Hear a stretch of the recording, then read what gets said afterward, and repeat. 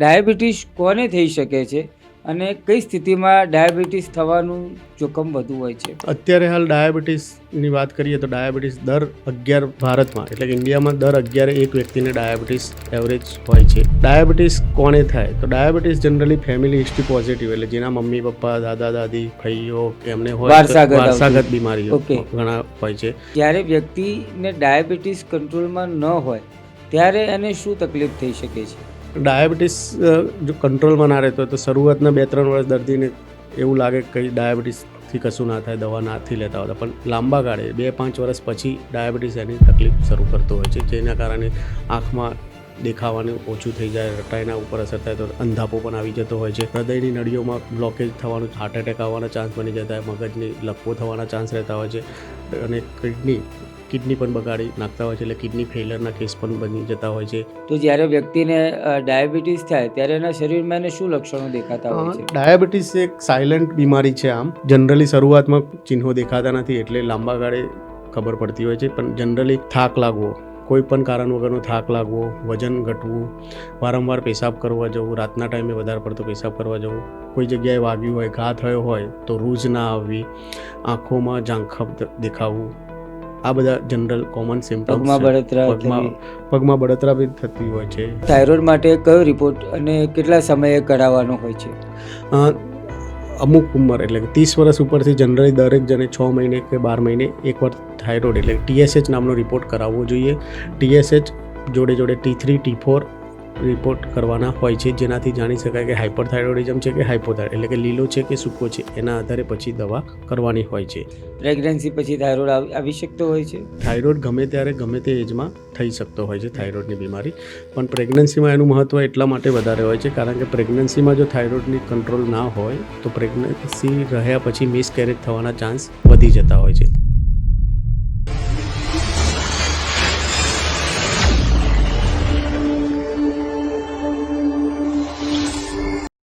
Hello, નમસ્કાર મિત્રો. વિશ્વાસ ડિજિટલના આ પોડકાસ્ટ સ્ટેશનમાં હું પારસ પંડ્યા આપ સૌનું હાર્દિક સ્વાગત કરું છું. મિત્રો, આપણે સૌ જાણીએ છીએ કે ક્યારેક વધુ પડતા વર્કલોડ અને સ્ટ્રેસના કારણે નાની બીમારીઓ મોટું સ્વરૂપ પણ લઈ લેતી હોય છે, અને જ્યારે આ બધી બીમારીઓ આપણા ઘરમાં આવે ત્યારે સુખ અને શાંતિ ધીમેથી આપણા ઘરમાંથી ચાલે જતા હોય છે, અને નાનકડી બીમારી જ્યારે પણ મોટા રોગનું સ્વરૂપ ધારણ કરે ત્યારે માણસ અને તેના પરિવારને શારીરિક, આર્થિક અને માનસિક રીતે ઘણું બધું નુકસાન થતું હોય છે. ક્યારેક માણસને પોતાને પણ ખબર નથી હોતી કે તેના નાની બીમારી તેના શરીરની અંદર મોટું સ્વરૂપ લઈ રહી છે, કારણ કે તે પોતે અત્યારે હાલ સ્ક્રીન ટાઈમ વ્યક્તિનો એટલો બધો વધી ગયો છે અને વર્કલોડ પણ એટલું જ બધું વધેલું છે. તો આ બીમારીઓ, નાની બીમારીઓ મોટા રોગનું સ્વરૂપ ધારણ કરી લે છે. તો આવી બીમારીઓના ઉપચાર અને સાવચેતી માટે આજે આપણા મહેમાન છે ડૉક્ટર રિતેશભાઈ પટેલ, જેઓ અમદાવાદ પૂર્વના નરોડા વિસ્તારમાં શ્રીજી મલ્ટી સ્પેશિયાલિટી હોસ્પિટલ અને સ્પંદન હાર્ટ કેર એમ 2 સંસ્થાઓ ચલાવે છે. આજે આપણે એમની સાથેથી જાણીશું અને દરેક રોગની માહિતી લઈશું, તેના ઉપચાર વિશેની વાત કરીશું અને તેના સાવચેતી માટે શું પગલાં લઈ શકાય તેના માટે આપણે આજે એમની સાથે વાત કરીશું. તો ડૉક્ટર રિતેશભાઈ, આપનું હાર્દિક સ્વાગત છે. Thank you. તો ડૉક્ટર સાહેબ, મારો સૌ પહેલો સવાલ આપને એ છે કે ક્યારે તમને એવું લાગ્યું કે હવે બસ આ માનવ સેવાને જ પ્રોફેશનલ બનાવવો છે અને આ દિશામાં જ મારે આગળ વધવું છે? નાના હતા ત્યારે એવો કોઈ ગોલ હતો નહીં કે ડૉક્ટર જ બનવું, પણ ક્યારેક બીમાર પડીએ, મમ્મી પપ્પા જોડે હોસ્પિટલ જતા, ડૉક્ટરને મળતા, ત્યારે ડૉક્ટરને જોઈને એમ લાગતું કે ડૉક્ટર બનીએ તો આપણે પણ બીજાની દવા કરી અને એમની પીડા દૂર કરી શકીએ, પણ કઈ રીતના ડૉક્ટર બનવું એ કોઈને ખબર હતી નહીં, ફેમિલીમાં બી ખબર નથી. પણ જેમ આગળ વધતા ગયા, મોટા થયા, 10મું પાસ કર્યું, સારા ટકા આવ્યા, એટલે પછી પપ્પાએ કીધું સાયન્સ લો, આપણા ફેમિલીમાં સમાજમાં ડૉક્ટર નથી, તું ડૉક્ટર બની શકે એમ છે, તો આપણે સાયન્સ કર્યું. 12મામાં સારા ટકા આવ્યા એટલે પછી મેડિકલમાં એડમિશન મળ્યું, ડૉક્ટર બન્યા અને છેલ્લા 10 વર્ષથી નરોડામાં પ્રેક્ટિસ કરું છું. મારો ધ્યેય લોકોને પરવડે એવી સારવાર કરવાનો અને ઓછા ખર્ચામાં જલ્દી સાજા થાય એવી પીડા રહિત સારવાર આપવાનો, પોસાય એ રીતની સારવાર આપવાની, ઓછી પડે. તો ખૂબ સરસ ડૉક્ટર સાહેબ, તમે આ માનવ સેવા જે તકલીફ ઓછી પડે અને જે પીડા રહિત માનવ સેવાની વાત કરી તેવો તમે અભિગમ અપનાવ્યો છે તે માટે તમને ખૂબ ધન્યવાદ છે. અને હવે મારે તમારી સાથે એ જાણવું છે કે તમારી હોસ્પિટલમાં અત્યારે હાલ કયા પ્રકારના દર્દીઓ વધારે જોવા મળે છે અથવા કઈ બીમારીના દર્દીઓ તમને વધારે જોવા મળે છે? હોસ્પિટલમાં રેગ્યુલરલી તો બીપી, ડાયાબિટીસ, થાઇરોઇડ, હાર્ટના દર્દી વધારે પડતા જોવા મળતા હોય છે. પરંતુ અત્યારે શું છે કે શિયાળો ઉનાળો મિક્સઅપ થયું છે. રાત્રે ઠંડી વધારે પડે છે, ડબલ સિઝન અને દિવસે ગરમી ઉનાળા જેવું છે. એના કારણે રેસ્પિરેટરી એટલે શ્વાસોશ્વાસની બીમારીઓનું પ્રમાણ વધી ગયું છે, જેમાં ન્યુમોનિયા, શરદી, ખાંસી, અસ્થમા, અમુક પેશન્ટોને એલર્જીક બ્રોન્કાઇટિસ, આ બધા કેસો વધી ગયા છે અત્યારે હાલ. ઓકે, તો સાહેબ એ થવાના કારણો આપણે જાણી શકીએ? અત્યારે મેરેજ સિઝન ચાલતી હોય છે, એટલે મેરેજમાં કોઈ દર્દી ઇન્ફેક્શનવાળું જાય તો એ ક્રોસ ઇન્ફેક્શન થતું હોય છે. એક જ જગ્યાએ બધા ભેગા થતા હોય એટલે ક્રોસ વેન્ટિલેશન થવાના કારણે એ પણ થાય. રાત્રે પછી ઠંડી હવા પણ ચાલતી હોય છે, એના કારણે રાત્રે ઠંડી હવા થતી હોય એટલે વાતાવરણ હવા પતલી થવાના કારણે રાત્રે ઠંડી હોય છે એટલે વાયરસનો ગ્રો થવાનો ચાન્સ વધતો હોય છે. એના કારણે ઇન્ફેક્શન શરીરમાં થતું હોય છે. અને અત્યારે હાલ મૂળ પ્રદૂષણ પણ હોય છે. અત્યારે હાલ ટ્રાફિકની સમસ્યાઓ એટલી ચાલી રહી છે આપણા શહેરમાં, તો એના હિસાબે પણ પોલ્યુશનના કારણે એલર્જીક બ્રોન્કાઇટિસ થવાના, COPD થવાના ચાન્સ વધી જતા હોય છે. ઇન્ફેક્શન જે લોકોને અસ્થમા અને હોય છે એ લોકોને ઇમ્યુનિટી ઓવરઓલ ડાઉન હોય છે, જેના કારણે પોલ્યુશનના કારણે ન્યુમોનિયા થવાના ચાન્સ બની જતા હોય છે. ઓકે, તો આના સાવચેતી માટે આપણે શું પગલાં લઈ શકીએ? સાવચેતી માટે શક્ય હોય એટલું પબ્લિક ગેધરિંગ ટાળવું જોઈએ, જેમાં ખાસ કરીને નાની ઉંમરના બાળકો અને 60 વર્ષથી ઉપરના અને જે લોકો ડાયાબિટીસ અને અસ્થમાની બીમારીથી પીડાતા હોય એ લોકોએ ખાસ પબ્લિક ગેધરિંગમાં જવાનું ટાળવું જોઈએ. માસ્ક પહેરવું કમ્પલસરી રાખવું જોઈએ. દરેકે શક્ય હોય તો માસ્ક પહેરવું જોઈએ. ઘરમાં ઘરગથ્થુ ઇલાજ એટલે ગરમ પાણીના કોગળા કરવા, સ્ટીમ ઇન્હેલેશન લેવું, આ બધું કરવાથી ઘણી મહદઅંશે ટાળી શકાતું હોય છે. તો સાહેબ, જ્યારે સામાન્ય માણસને આ ડિસીઝની ખબર પડે તો એને ક્યારે ડૉક્ટર પાસે જવું જોઈએ? સામાન્ય રીતે શરદી ખાંસી એકાદ દિવસ હોય તો ડૉક્ટર ના જાય તો એક ટાઈમે ચાલી જાય. પરંતુ જો 2 કે 3 દિવસથી વધારે દિવસ સુધી શરદી ખાંસી રહે અને જો તાવ વધારે પડતો આવતો હોય 2 દિવસથી વધારે, તો તાત્કાલિક ડૉક્ટરનો સંપર્ક કરવો જોઈએ. અને ખાસ કરીને 60 ઉપરના અને જે લોકો ડાયાબિટીસ હોય પ્લસ અસ્થમા, COPD હોય એ લોકોએ તો તાત્કાલિક ડૉક્ટરને બતાવવું જોઈએ. જાતે કોઈ દવાઓ લેવી જોઈએ નહીં. અમુક લોકો ઘણી વખતે જાતે એન્ટીબાયોટિક ચાલુ કરી દેતા હોય છે, પણ એન્ટીબાયોટિક દર વખતે ઈલાજ હોતો નથી. એટલે ડૉક્ટરને બતાવ્યા પછી જ ડૉક્ટરની સલાહ મુજબ જ એન્ટીબાયોટિક અને દવાઓ લેવી જોઈએ. ઓકે સાહેબ, તો આ વાત નીકળી જ છે, તો મારો આગળનો પ્રશ્ન આપને એ છે કે લોકો અત્યારે હાલ એમની જાતે એન્ટીબાયોટિકનો ઉપયોગ કરતા થઈ ગયા છે, તો શું કેટલી હાનિકારક છે અને શું લેવી જોઈએ કે ન લેવી જોઈએ એન્ટીબાયોટિક જાતે? એન્ટીબાયોટિક જાતે સદંતર લેવી જ ના જોઈએ. અમુક લોકો જાતે જઈને મેડિકલ સ્ટોરથી પરચેસ કરીને લેતા હોય છે, પણ દરેક બીમારીમાં એન્ટીબાયોટિક જ સોલ્યુશન હોતું નથી. અને ઘણી વખતે એન્ટીબાયોટિક લેતા હોય છે પણ પૂરતી ડોઝ પ્રમાણે લેતા નથી હોતા, જેના કારણે વારંવાર એન્ટીબાયોટિક લેવાથી શરીરમાં એ એન્ટીબાયોટિકનું રેઝિસ્ટન્સ આવતું હોય છે. વારંવાર એન્ટીબાયોટિક અને અપૂરતી માત્રામાં લેવાથી શરીરમાં રેઝિસ્ટન્સ દવાઓ પ્રત્યે આવતું હોય છે, જેના કારણે ફરીથી બીમારી થાય તો મોંઘી દવાઓ વાપરવી પડે અથવા દાખલ થવું પડતું હોય છે, જેના કારણે અલ્ટિમેટલી બોડીને નુકસાન અને કોસ્ટનું વધી જતી હોય છે. એન્ટીબાયોટિક ના જ લેવી જોઈએ, ડૉક્ટરની સલાહ મુજબ અને પૂરતા પ્રમાણમાં લેવી જોઈએ. જ્યારે ડૉક્ટર પ્રિસ્ક્રાઇબ કરે એટલે 5 દિવસ કે 3 દિવસ કે 7 દિવસ, તો એ પ્રમાણે પૂરતી માત્રામાં લેવાથી યોગ્ય ડોઝ લેવાથી લાંબા સમયે રેઝિસ્ટન્સથી બચી શકાય છે. તો સાહેબ, એક એવી બીમારી છે જે અત્યારે હાલ ખૂબ જ ઝડપથી ફેલાઈ રહી છે અને તેનું નામ છે ડાયાબિટીસ, જેને આપણે અહીંયા સુગરથી પણ ઓળખવામાં આવે છે. તો તેના માટે આપ શું કહેશો? તે ડાયાબિટીસને કઈ રીતે એના લક્ષણો હોય છે, એને કઈ રીતે સાવચેતી રાખીએ, તમામ વાત આપણે અત્યારે કરીશું. તો ડાયાબિટીસ કોને થઈ શકે છે અને કઈ સ્થિતિમાં ડાયાબિટીસ થવાનું જોખમ વધુ હોય છે? અત્યારે હાલ ડાયાબિટીસની વાત કરીએ તો ડાયાબિટીસ દર 11 ભારતમાં એટલે કે ઇન્ડિયામાં દર 11 એક વ્યક્તિને ડાયાબિટીસ એવરેજ હોય છે એવું સર્વેમાં છે. ડાયાબિટીસ કોને થાય? તો diabetes generally family history positive એટલે જેના મમ્મી પપ્પા, દાદા દાદી, ભાઈઓ કે એમને હોય વારસાગત બીમારીઓ ઘણા હોય છે. પ્લસ જે લોકોનું બેઠાડું જીવન હોય, જે કોઈ કામ જ અથવા તો નથી કરી શકતા એ લોકો, જેને જંક ફૂડ ફાસ્ટ ફૂડ ખાવાની આદત હોય એ લોકોને વ્યાયામ ન જાળવી શકતા હોય એ લોકોને વધુ પડતું થવાના ચાન્સ હોય છે. બીજું, અમુક વાયરલ ઇન્ફેક્શનો જે સ્વાદુપિંડને અસર કરતા હોય એ લોકોને પણ ડાયાબિટીસ થવાના ચાન્સ રહેતો હોય છે. અમુક દવાઓ હોય છે, સ્ટીરોઇડ હોય છે અને બીજી જે કીમોથેરાપી ને એમાં વપરાતી હોય એના કારણે પણ ડાયાબિટીસ થવાનું જોખમ રહેતું હોય. અને અત્યારની હાલમાં મેઇન ફેક્ટર સ્ટ્રેસના કારણે પણ શરીરમાં ડાયાબિટીસનું પ્રમાણ વધતું હોય છે.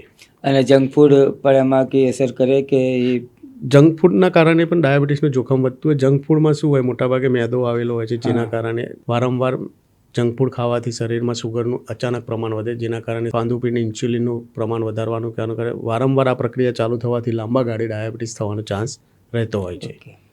તો જ્યારે વ્યક્તિને ડાયાબિટીસ થાય ત્યારે એના શરીરમાં એને શું લક્ષણો દેખાતા હોય છે? ડાયાબિટીસ એક સાયલેન્ટ બીમારી છે. આમ જનરલી શરૂઆતમાં કોઈ સિમ્ટમ્સ થતા એટલે ચિહ્નો દેખાતા નથી, એટલે લાંબા ગાળે ખબર પડતી હોય છે. પણ જનરલી થાક લાગવો, કોઈ પણ કારણ વગરનો થાક લાગવો, વજન ઘટવું, વારંવાર પેશાબ કરવા જવું, રાતના ટાઈમે વધારે પડતો પેશાબ કરવા જવું, કોઈ જગ્યાએ વાગ્યું હોય, ઘા થયો હોય તો રૂઝ ના આવવી, આંખોમાં ઝાંખપ દેખાવું, આ બધા જનરલ કોમન સિમ્ટમ્સ.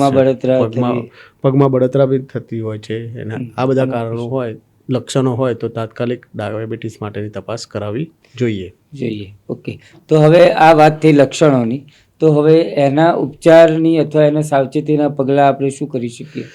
સાવચેતી રૂપે પહેલાં તો ડાયાબિટીસની તપાસ કરાવવી જોઈએ, એ કરવું જોઈએ. અને ડાયાબિટીસ ટાઈપ 1 છે, ટાઈપ 2 છે કે કોઈ બીજા ફેક્ટર કામ કરે છે જેના કારણે ડાયાબિટીસ છે એ જાણવું જરૂરી છે. જનરલી 2 પ્રકારના ડાયાબિટીસ હોય છે, ટાઈપ 1 અને ટાઈપ 2. ટાઈપ 1 એ નાની ઉંમરમાં અને યુવાવસ્થામાં જોવા મળતો હોય, અને ટાઈપ 2 એ અબોવ 35 વર્ષ, જે 35 વર્ષથી ઉપરના ને જનરલી ટાઈપ 2 ડાયાબિટીસ કહેવામાં.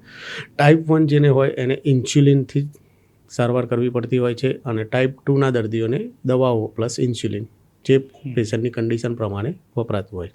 ડાયાબિટીસ મટી શકતો નથી, પણ ડાયાબિટીસ કંટ્રોલમાં રહી શકતો હોય છે.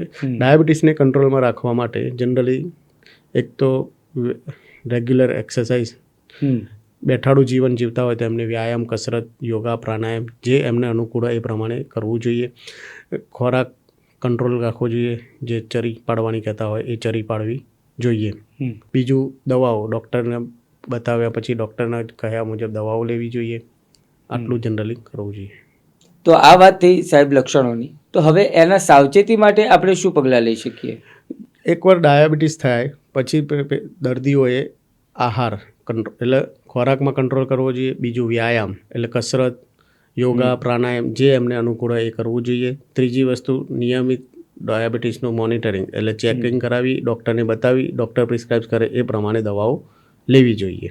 આહારની વાત કરીએ તો આહારમાં જનરલી જે વસ્તુમાં ગળપણ આવતું હોય એ ગળપણ શક્ય હોય એટલું અવોઇડ કરવું જોઈએ. ના લે તો ઘણું જ સારું, પણ ઘણા દર્દીઓને ચાલતું નથી હોતું કે મારે થોડુંક તો ગળ્યું ખાવું જ છે, એટલે એ લોકો ચરી પાડી શકતા નથી હોતા. એટલે જેટલું ગળપણ, જ્યાં કોઈ બી વસ્તુ ગળપણવાળી હોય એ અવોઇડ કરવી જોઈએ. જનરલી સુગર લેવલ જાળવવા માટે ખોરાકમાં સુગરનું પ્રમાણ ઓછું લેવું જોઈએ, મેદાવાળી વસ્તુ અવોઇડ કરવી જોઈએ, ફ્રાઈડ વસ્તુ ખાવાની અવોઇડ કરવી જોઈએ. વ્યાયામની વાત કરીએ તો રોજ શક્ય હોય તો 30 મિનિટ વ્યાયામ, ચાલવાનું, વોકિંગ, રનિંગ, એક્સરસાઇઝ કરવી જોઈએ. અને દવાઓમાં એન્ટી ડાયાબિટીક દવાઓ ડૉક્ટર કહે એ પ્રમાણે લેવી જોઈએ, અને નિયમિત ડૉક્ટરને બતાવી નિયમિત સુગર મોનિટરિંગ કરવું જોઈએ. તો સાહેબ, આ વાત રહી ડાયાબિટીસના લક્ષણો, એના ઉપચાર અને સાવચેતી માટેની. પણ જ્યારે વ્યક્તિને ડાયાબિટીસ કંટ્રોલમાં ન હોય ત્યારે એને શું તકલીફ થઈ શકે છે? ડાયાબિટીસ જો કંટ્રોલમાં ના રહેતો હોય તો શરૂઆતના 2-3 વર્ષ દર્દીને એવું લાગે કે ડાયાબિટીસથી કશું ના થાય, દવા નથી લેતા હોતા, પણ લાંબા ગાળે 2-5 વર્ષ પછી ડાયાબિટીસ એની તકલીફ શરૂ કરતો હોય છે, જેના કારણે આંખમાં દેખાવાનું ઓછું થઈ જાય, રટાઈના ઉપર અસર થાય તો અંધાપો પણ આવી જતો હોય છે, હૃદયની નળીઓમાં બ્લોકેજ થવાનું વધી દે છે, એટલે હૃદયનો હાર્ટ એટેક આવવાના ચાન્સ બની જતા હોય, મગજની લકવો થવાના ચાન્સ રહેતા હોય છે, અને કિડની પણ બગાડી નાખતા હોય છે, એટલે કિડની ફેઇલરના કેસ પણ બની જતા હોય છે. લાંબા ગાળે પગની નસો સુકાવા માંડે છે ડાયાબિટીસ કંટ્રોલમાં આવે તો, જેના કારણે પગમાં ઝંઝનાટી થાય, દુખાવો થાય, આ બધી તકલીફો થતી હોય છે. પ્લસ ડાયાબિટીસની જો કંટ્રોલમાં ના રાખતા હોય તો ઘણીવાર વાગવાથી પગમાં નુકસાન થતું હોય છે, જેના કારણે રોજ ના આવી, ગેંગ્રીન થવું અને જે અલ્ટિમેટલી આંગળી કાપવું અથવા પગ કાપવાની પણ નોબત આવતી હોય છે. તો સાહેબ ખૂબ જ સરસ વાત રહી ડાયાબિટીસની. હવે આપણે બીજા કોઈ બીમારી વિશે વાત કરીએ તો તે છે થાઇરોઇડ. તે ઘણા બધા પરિવારોમાં અત્યારે હાલ થાઇરોઇડ જોવા મળતો હોય છે. તો થાઇરોઇડ શું છે અને તેના લક્ષણો શું છે? થાઇરોઇડ એ ગળાની અંદર પતંગિયા શેપની એક ગ્રંથિ આવેલી છે, જેને થાઇરોઇડ ગ્રંથિ કહેવામાં આવે છે. થાઇરોઇડમાં એમાંથી T3T4 નામના હોર્મોન બનતા હોય છે, જે શરીરમાં થાઇરોઇડનું રોલ શું? તો થાઇરોઇડ શરીરમાં એક energy level, metabolism, heart rate, શરીરના તાપમાનમાં, મગજના વિચારો અને એમાં કંટ્રોલ કરતું હોય છે. લેડીઝોમાં માસિકમાં પણ અનિયમિતતા થાઇરોઇડની બીમારીને કારણે આવતી હોય છે. ગર્ભધારણ કરવામાં પણ થાઇરોઇડની તકલીફ હોય તો તકલીફ પડતી હોય છે. થાઇરોઇડ જનરલી બે પ્રકારના હોય છે, એક હાઇપરથાઇરોઇડિઝમ અને એક હાઇપોથાઇરોઇડિઝમ. હાઇપોથાઇરોઇડિઝમ એટલે કે લીલો થાઇરોઇડ અને હાઇપરથાઇરોઇડિઝમ એટલે સૂકો થાઇરોઇડ. બંનેની લક્ષણો અલગ હોય છે, બંનેની સારવાર અલગ હોય છે. ઘણી વખતે ઓટોઇમ્યુન ડિસીઝ એટલે ઘણી વખતે કેવું હોય કે કોઈ દવાઓથી પણ થાઇરોઇડની તકલીફ થતી હોય છે. રેડિયેશન લીધેલું હોય તો રેડિયેશનના કારણે બી થાઇરોઇડની તકલીફ થતી હોય છે.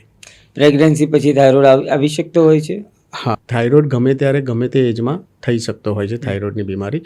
પણ પ્રેગ્નન્સીમાં એનું મહત્ત્વ એટલા માટે વધારે હોય છે કારણ કે પ્રેગ્નન્સીમાં જો થાઇરોઇડની કંટ્રોલ ના હોય તો પ્રેગ્નન્સી રહ્યા પછી મિસકેરેજ થવાના ચાન્સ વધી જતા હોય છે. એટલા માટે પ્રેગ્નન્સીમાં થાઇરોઇડનું તપાસ કરાવવી જરૂરી હોય છે.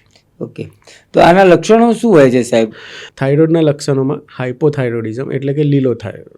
લીલો થાઇરોઇડ એટલે કે શરીરનું વજન વધવું, એટલે કોઈ પણ કારણ વગર શરીરનું વજન વધવું, પગે સોજા આવવા, મોં ઉપર સોજા આવવા, પ્લસ પેશન્ટને કામ કરવામાં ઉર્જાની અભાવ એટલે કે સ્લો કામ કરતા હોય, પ્લસ ગરમી વધારે પડતી લાગતી હોય, કોન્સ્ટિપેશન થતું હોય, સ્ત્રીઓમાં માસિક ઇરેગ્યુલર આવતું હોય, તો આ બધા થાઇરોઇડના લક્ષણો છે જે લીલો થાઇરોઇડમાં હોય. હવે વાત કરીએ સૂકો થાઇરોઇડ એટલે કે હાઇપરથાઇરોઇડ. હાઇપરથાઇરોઇડિઝમમાં જનરલી હૃદયના ધબકારા વધારે હોવા, શરીરનું વજન ઓછું થવું, થાક લાગવો, વારંવાર ડાયરિયા અથવા તો વારંવાર સંડાસ થવા જવું પડતું હોય છે, પ્લસ ઠંડી વધારે પડતી લાગવી, આ બધા જનરલી લક્ષણો હોય છે. અને હાઇપરથાઇરોઇડિઝમમાં ઘણીવાર દર્દીઓની આંખો બહાર આવેલી એટલે બહાર દેખાતી હોય છે. તો સાહેબ આ થાઇરોઇડથી બચવા માટે એની સાવચેતી માટે પગલાં કોઈ લઈ શકાય તો? થાઇરોઇડ જનરલી પર્ટિક્યુલર વસ્તુથી કે કોઈ કામ કરવાથી કે કંઈ ખાવા પીવાથી થાય એવું જનરલી હોતું જ નથી. થાઇરોઇડ ગમે ત્યારે ગમે તે એજમાં થઈ શકતો હોય છે. એટલે થાઇરોઇડની તપાસ 6 મહિને, વર્ષે એ જ એનો સાવચેતી અથવા એનો બચાવવાનો ઉપાય છે. બીજું કોઈ પર્ટિક્યુલર ઉપાય છે નહીં. તો સાહેબ હવે એના ટ્રીટમેન્ટ એની કઈ રીતે આપણે કરી શકીએ?